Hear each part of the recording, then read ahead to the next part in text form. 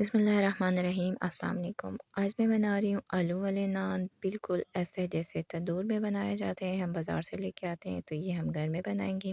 और मज़े की बात यह है कि इसको मैं तंदूर में नहीं, ओवन में नहीं, तवे पे नहीं बनाऊंगी, बल्कि कैसे बनाऊंगी तो ये आपको देखने के लिए आना पड़ेगा मेरे यूट्यूब चैनल पर।